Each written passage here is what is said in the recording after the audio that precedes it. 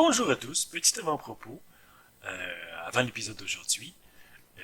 Avant toute chose, nous avons rencontré quelques problèmes techniques et il y a eu, certes, un peu d'incompréhension entre moi et copain Alain. Malgré tout, c'est un bon épisode, je pense, et je crois qu'il divertira l'auditoire, hein, espérons-le. Et puis, que dire, bientôt il y aura une nouvelle portion au podcast. Il s'agira des lectures commentées. Un premier épisode arrivera très bientôt. On me l'a demandé et je m'attarderai sur certains ouvrages. Et c'est à suivre. Hein. Et bref, épisode d'aujourd'hui, la fameuse épisode qui se déroule chez Copain Alain. Très excité de vous la montrer, malgré tout. Et puis, bonne écoute et à la prochaine. Bonjour à tous, bonjour à tous. C'est le cinquième épisode. On est en compagnie de Copain Alain. Bonjour Copain Alain. Bonjour, Wellington. Puis là, aujourd'hui, c'est une émission très très spéciale. J'ai transporté tout mon matériel chez Copain Alain. Et c'est aujourd'hui qu'on essaie d'imoustiller les éléments paranormaux en essayant de faire un contact. Et Copain Alain a décidé, avec un enthousiasme qu'on lui connaît, de se prêter au jeu. Qu'est-ce que vous en pensez aujourd'hui? Est-ce que c'est encore une bonne idée, selon vous? Euh, ouais. Merveilleux, merveilleux. Donc, c'est très joli chez vous, d'ailleurs. Comment qu'ils disent ça? J'étais allé au musée, puis il en avait parlé une fois. Euh, Minimaliste. Ben, ouais, c'est clairement parce que je voulais ressembler à ce mouvement artistique-là. Là, c'est vraiment pas par manque de budget. Oh, ben non, absolument pas. On le voit tout de suite. Parce qu'il y a quand même une certaine chaleur qu'on ressent tout de suite en entrant, comme le cadre de cette vieille dame. De qui s'agit-il d'ailleurs? C'est ma tante Berthe. C'est la sœur de la cousine à mon père. Fait à son décès, elle a donné la Mercedes à mon frère. Elle a donné la maison à ma sœur, puis moi, j'ai eu le cadre. Ben, c'est merveilleux. Elle voulait certainement que vous vous souveniez d'elle. Ouais. Et très beau cadre d'ailleurs. Je dirais que l'encadrement est un peu plus joli que la toile elle-même. C'est très beau cadre en bois. Euh, Merveilleux quand même. Et puis, que dire du quartier? Je, je me suis senti, je suis heureux, vraiment, vraiment, d'être à l'intérieur maintenant. C'est, euh, c'est spécial, là. Ah. Ouais. Mais c'est parce que il y a pas beaucoup de lumière dans les rues. Fait qu'il fait noir vraiment de bonne heure. Puis la police, on la voit pas vraiment souvent. Non, c'est curieux, hein? Et puis, en entrant dans votre bloc, il y avait deux vieux monsieur, et je suis mal placé pour dire vieux, il devait avoir peut-être un petit 10 ans de plus que moi, mais ils m'ont accueilli en me toussant au visage. J'ai trouvé ça même pas dans le coude, là. Direct dans... En tout cas.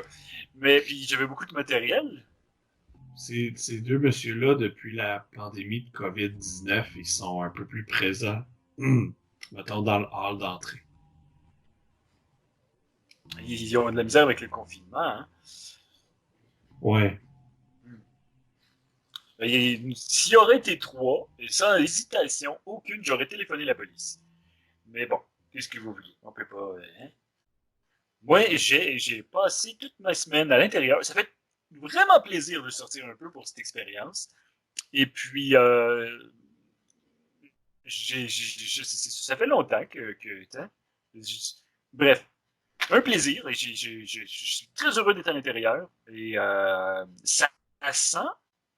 Et puis là, c'est une chose qui m'a marqué tout de suite en rentrant. Ça sent la levure chez vous.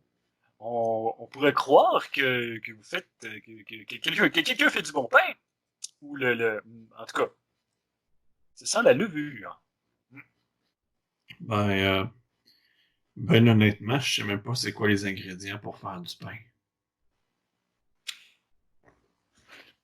Ça l'inclut de la levure. C'est l'élément qui a une odeur toute particulière quand elle le macère dans l'eau pendant un certain temps.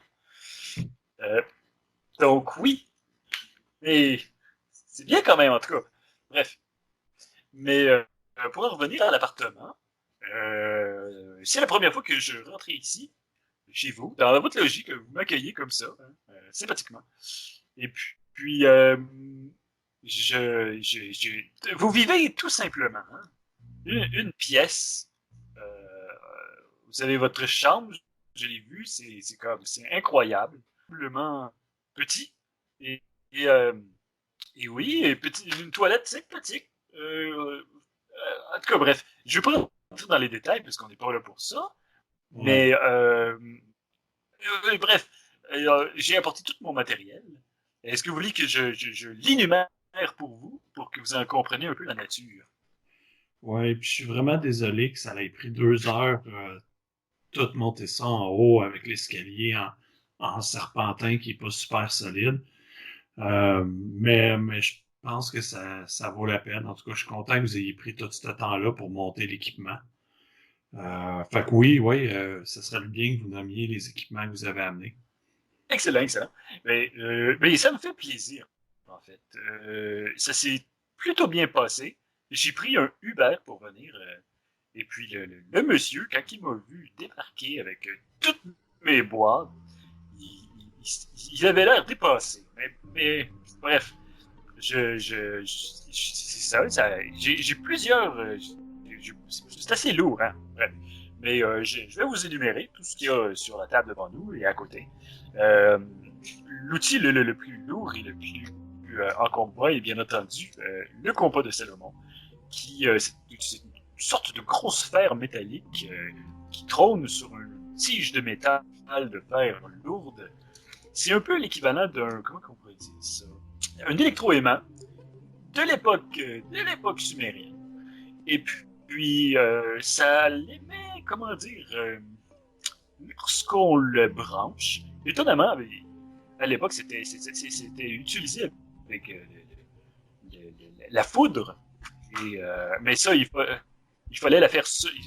Les gens à l'époque pouvaient la faire venir comme ils voulaient, la foudre. Donc, mais pour l'instant, ce que j'ai fait, c'est que j'ai un petit peu bisouillé avec mon ami Alain et ça se branche dans la prise électrique. Et ça l'émet une sorte de torsion électronique qui varie selon les présences. Et ça, c'était la grosse pièce. Sinon, bien entendu, j'ai du sable d'Estodé, excusez-moi, j'ai du sable d'Asmodée, qui est une sorte d'ancien être, un ancien être diabolique qui a été brûlé il y a longtemps de ça. Et puis, difficile d'obtenir ce sable, mais j'en ai eu.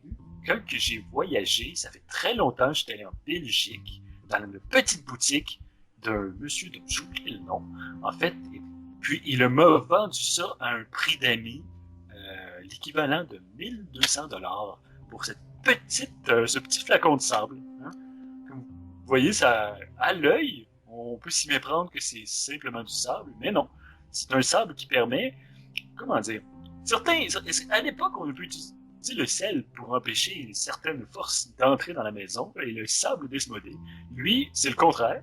Il sert à emprisonner les êtres diaboliques ou les êtres, vous savez, de toutes sortes. Puis, je l'ai jamais utilisé, et puis au prix que ça l'a coûté, il me faudrait une très bonne raison. Et sinon, j'ai quelques ouvrages. J'ai le Clavicula Salomonis et d'autres Ouais. livres. Non, mais moi aussi, j'ai amené mon curriculum vitae. Non, non, non, non, non, non. C'est un livre écrit par le roi Salomon, en fait. Ce n'est pas un curriculum vitae, mais c'est un peu la même chose, en fait. C'est comme un très très gros curriculum vitae que le roi Salomon leur a écrit à l'époque pour surprendre les gens qui ne le connaissent pas. Ah. Mais bref, sinon, j'ai d'autres sortes d'instruments. J'ai j'ai, oui, on y vite. J'ai le miroir quantique que j'ai monté tantôt en plusieurs pièces, qui se trouve avec une sorte de grosse structure de fer et de pierre qui sert en fait. Et puis là, c'est intéressant parce que je connais bien des choses sur les technologies anciennes. Celle-là, je l'ignorais complètement jusqu'à très longtemps en fait. C'est une sorte de porte dimensionnelle hein, qui marche, qui fonctionne avec, puis c'est là que c'est particulièrement intéressant. Ça marche avec plusieurs signes qu'on appose et ça fonctionne un système de chevrons. Et puis, lorsque ça marche, on peut réussir à rentrer en communication avec des êtres interdimensionnels. Ça a été découvert, si je me trompe pas, on m'a dit en 1800 par un certain professeur et scientifique du nom de Daniel Jackson. Ça vous dit quelque chose? Ben, vaguement, mais je me trompe peut-être juste avec une série à Z-Télé, là. Bon, mais ça devrait pas être ça. Probablement, en fait, probablement. Mais ça l'a tellement inspiré qu'il serait pas étonnant qu'il y ait eu des films ou des séries télé qui s'en sont honteusement inspirés. Mais bon, en fait, vous, comment vous voyez les choses en fait? Qu'est-ce que vous espérez de tout ça? Ben, en fait, je voudrais savoir si mon appartement il sert à quelque chose, tu sais, parce que quand je l'ai loué, le propriétaire, il chargeait cher quand même, puis il m'a dit, ouais, ouais, mais il dit, c'est pas n'importe quoi cet appartement-là, tu vas voir, c'est vraiment quelque chose. Puis je me dis, ben, si on réussit à faire bouger le paranormal dans l'appartement, ben, ça va avoir valu la peine de payer aussi cher mon paiement par mois. Effectivement, ça c'est un très bon point en fait. Tout plein de mystères, les paroles de votre propriétaire. On va essayer d'élucider ça. Hein? Puis, moi, ce que je trouve intéressant, c'est que peut-être que vous avez un doute que votre appartement est peut-être le portail de quelque chose de plus grand. Hein? Et Hmm. puis, je l'espère d'ailleurs, parce que c'est pas très grand ici. Euh, donc, je pense que c'est une excellente idée qu'on tente le contact. Et puis, ça me fait penser, en parlant de portail, êtes-vous au fait du couple roi-reine? Non.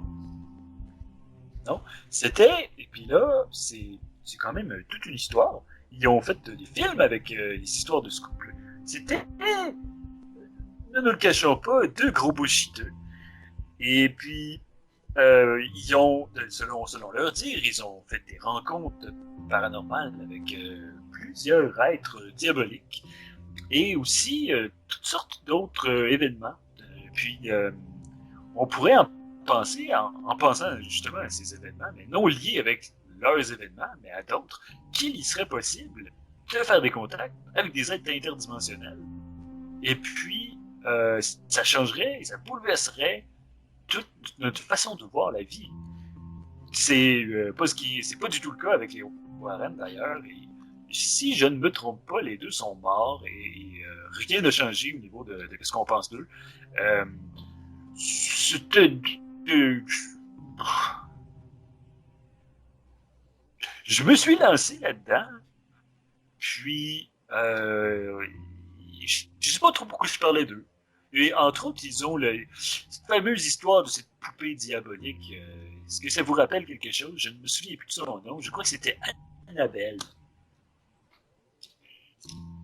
Ben, non. Il y a aussi... qu'est-ce qu'ils ont raconté d'autre? Il y avait il y avait une famille de... Je crois que c'était une famille d'anglo-saxons qui... À une époque, j'entendais des bruits dans leur garage, puis finalement, c'était pas ça. C'est un peu triste comme histoire. Ouais, c'est quand même très bien. Mais bref, euh, tout ça pour dire que oui, quand j'espère et je souhaite, et souvent on est déçu, mais il faut garder tout le temps l'esprit ouvert et espérer sans rester amer parce que là c'est possible, il faudra pas être fâché, mon bon copain Alain, si aujourd'hui il se passe absolument rien. Mais en même temps, il faut rester. Nous avons tous les facteurs pour que ça réussisse. Et je suis particulièrement euh, enthousiaste et je rêve. Et peut-être que c'est qu'aujourd'hui, nous ferons le contact ou serons témoins de quelque chose qui changera en fait notre vie. Ouais. Et puis là, je regarde un peu alentour et puis je ressens quelque chose. Puis ça c'est bizarre. Déjà, je vais vous l'expliquer. Je n'ai jamais parlé à personne. Mais quand il y a quelque chose, une sorte de présence ou quelque chose, puis c'est vraiment quelque chose de personnel, alentour de mon cou, mon collier pur noisetier me picote un peu. Et puis c'est le classique. Quand ça me picote au pur noisetier, il se passe quelque chose. Puis j'en ai déjà fait mention de mon fameux collier pur noisetier, et puis il ne m'a jamais déçu et trompé. Donc, puis là, pour l'instant, je vous dirais que ça me démange le cou. Et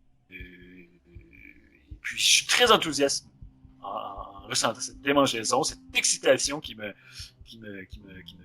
remplit de l'intérieur. Et puis, mais malgré tout, mon bon copain Alain, je ne veux pas que vous soyez déçus. Mhm. Je crois que ce que je vais faire, je vais allumer, j'ai branché au préalable mon compas de Salomon et je vais l'allumer doucement. Et puis, je l'allume à l'instant. Voilà, vous ressentez ce petit son? Vous l'entendez, le copain Alain? Oui. Vibration stable. On voit Ouais, qu'il n'y a pas de l'instant. c'est plus une Oui, vibration qu'un son. oui, c'est plus une vibration. Et puis, tant qu'elle est stable, il ne se passe rien. Et si la torsion change, c'est là qu'il se passe quelque chose. Et écoutons-le un peu, Théo.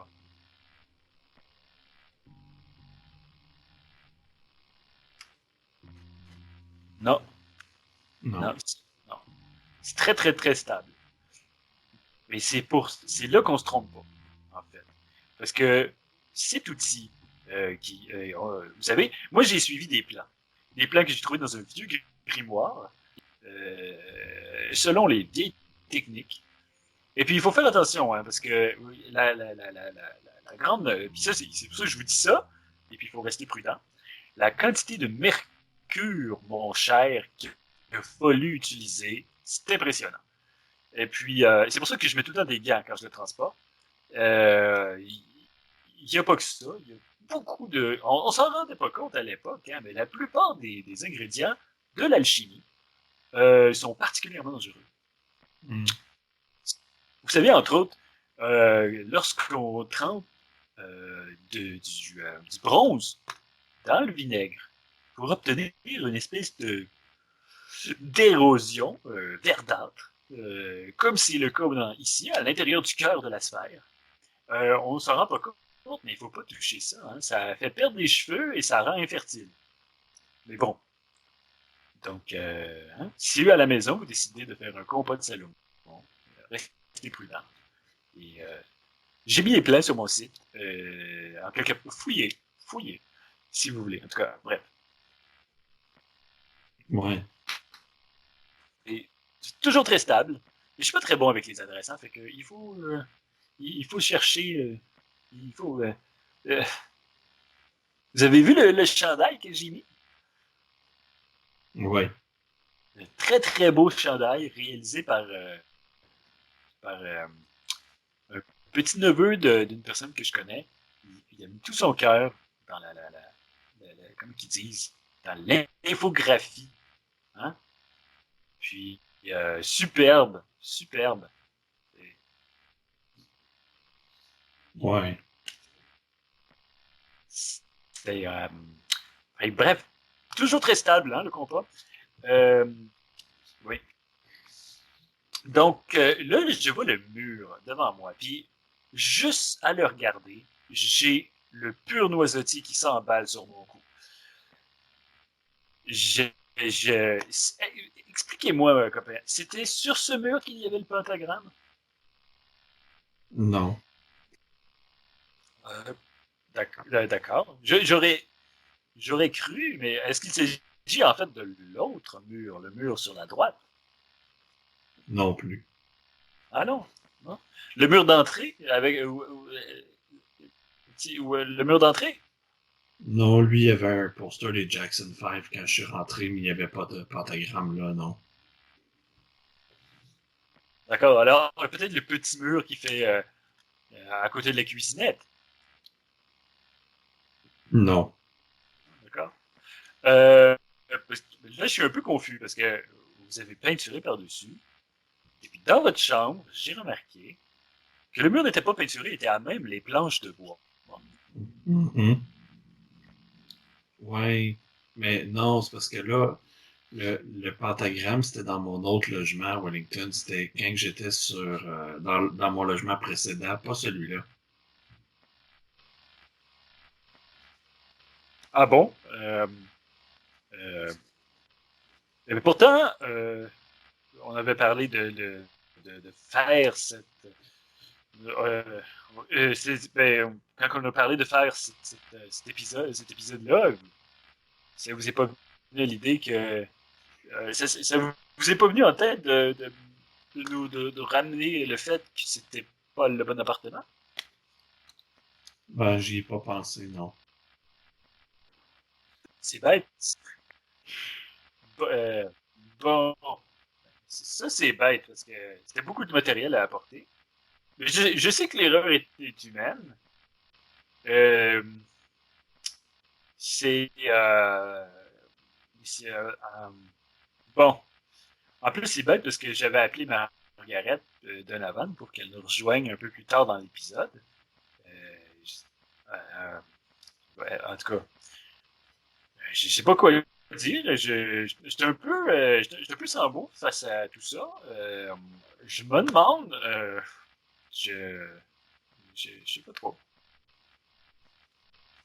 Hey, Wellington, j'ai une bonne blague pour toi. Hein? Tu vas voir, est vraiment très bonne. Je l'ai beaucoup, beaucoup ri aujourd'hui. C'est une joke d'animateur de radio. C'est- Est-ce que tu sais qu'est-ce qui est plus dangereux que de faire une émission de radio sur Internet? Non. C'est de faire du vélo podcast. Podcast. T'en comprends-tu? Je l'aurais peut-être ri habituellement. Là, je suis un peu, comment, je suis un peu hors de moi. Je suis un peu fâché. Euh, je, je je suis un peu comme, je vais essayer de vouloir aller dans les vulgarités gratuites. Je suis un petit peu en tabarnouche. Hmm, je comprends. Euh, Wellington, c'est ta machine commence à faire ton compas de salami commence à faire vraiment beaucoup de bruit là.